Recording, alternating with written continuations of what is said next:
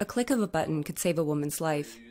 That's what South African firm Afritech Technologies hopes to achieve with its alert app. Gender-based violence has become so rampant since coronavirus lockdowns, President Cyril Ramaphosa has called it the country's second pandemic. Afritech presents its app as one solution, allowing users to discreetly alert friends, family, and authorities that they are in danger. We're not saying that our tech or our solution is the silver bullet, but it certainly is one of the pieces of this big puzzle that can make a difference to ending this situation, hopefully over time. And I think COVID became a catalyst for a lot of people to adopt, a lot more people to adopt technology. And hence why we felt creating a technological solution. The South African Police Service says more than 10,000 people were raped between April and June this year. That's an increase of 2.8% from before the pandemic. Another 15,000 cases of domestic violence were reported in that same period. Organizations providing support to survivors say those figures don't paint a full picture, as many cases go unreported. The lack of data about the crisis is another solution Afritech plans to provide with the information it collects from users. We're also putting AI systems behind our app to be able to then hopefully predict trends of what's going to happen. So empower police stations, empower private security, empower NGOs to then be able to have a proactive rather than a reactive response to this challenge.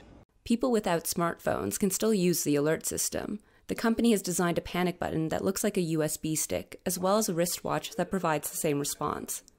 Social workers say these interventions will make a big difference, but more still is needed. We need to target families. Ask, why is this happening?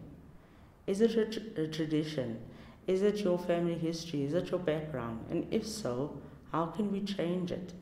And ultimately, we need to pay attention to our children. What are we teaching them? High rates of gender-based violence long precede the coronavirus pandemic. National efforts to improve laws for people escaping abuse have been ramped up in the past year, along with promises of government funding. But experts say women often do not know how to get help or that help even exists. The question about who takes responsibility comes back to the age-old problem when it comes to addressing and responses to GBV in South Africa. There isn't coordination across the board between different government departments as well as different stakeholders. It's not just victims who need information. Advocates say the public as a whole need to be educated on what GBV is and how to respond to it. How do we break the cycle with my attitude, my view of what gender-based violence is? I'm a neighbor, I see this happening, I close my door and I go inside. So where's the disconnect that we need to understand?